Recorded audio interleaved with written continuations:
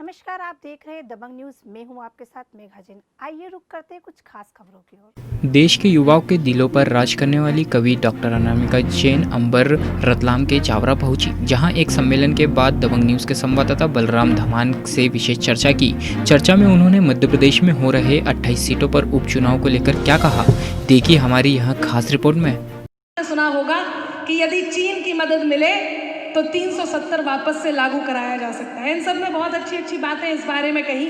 मैं केवल कुछ बातें आप तक पहुंचाती हूँ और अपना काव्य पाठ यहाँ से होकर के उन नौजवान साथियों तक पहुँचाना चाहती हूँ जहाँ तक मेरी बात होनी है।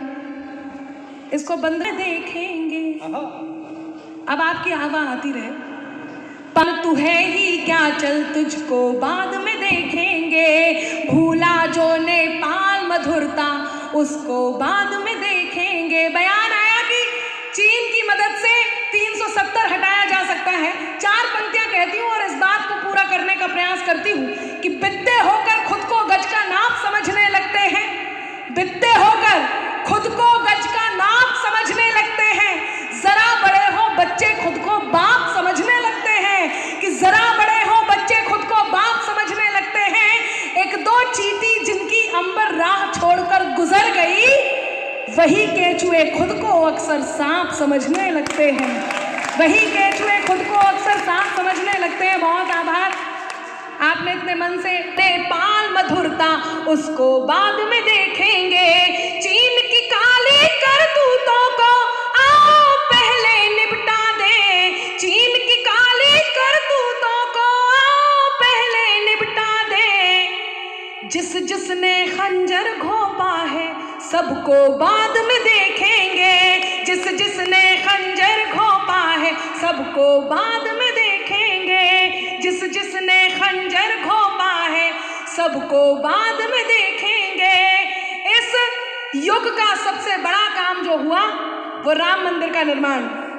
अनामिका जी हमारे पास मौजूद हैं। हम उनसे जानना चाहेंगे आखिर मध्य प्रदेश में जो 28 सीटों पर जो चुनाव हो रहे हैं उनके अंदाज में, आखिर वो उन्होंने भी राजनीति को लेकर काफ़ी ऐसी लाइनें लिखी है, वो अपने अंदाज में क्या कहना चाहेंगे?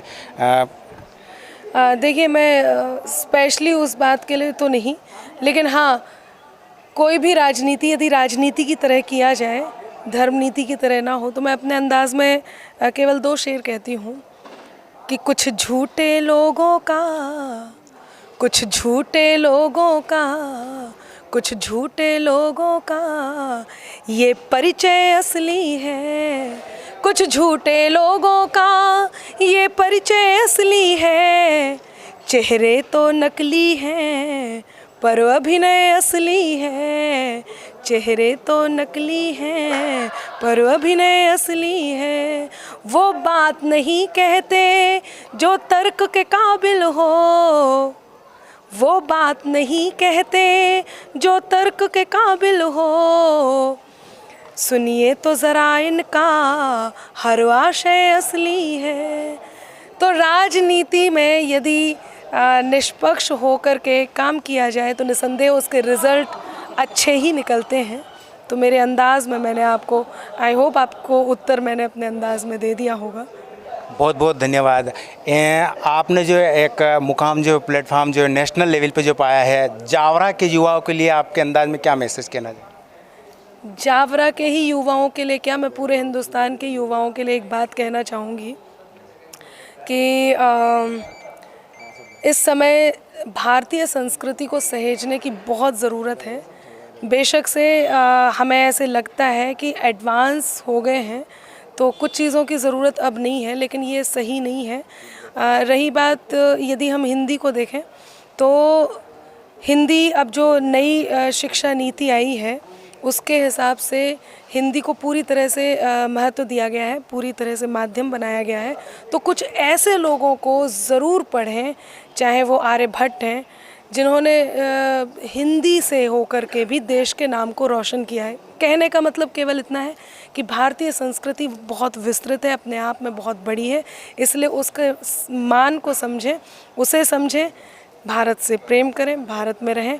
और एक बात मैं ये कहती हूँ कि नज़र अनजान भी रखना मगर पहचान भी रखना, करो मासूम शैतानी तो फिर ईमान भी रखना, खुले मन से खुले मन से नए रिश्तों का स्वागत भी करो, लेकिन ज़रूरी है बुज़ुर्गों का सदा सम्मान भी रखना।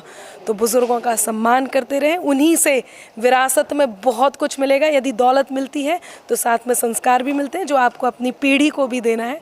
बस बहुत बहुत धन्यवाद। इन्होंने अपने अंदाज में राजनीति को लेकर यहाँ जावरा के जो युवा हैं यहाँ, उन्होंने अपनी तरफ से पूरे देश के लिए, पूरे देश के युवाओं के लिए अपने अंदाज में उन्होंने शेयर कहा। मेरे साथ कैमरा पर्सन चंद्रशेखर चौहान के साथ बलराम धमान, दबंग न्यूज़। इस चैनल से जुड़े रहने के लिए सब्सक्राइब करें दबंग न्यूज़ को और बेल आइकन पर प्रेस करना बिल्कुल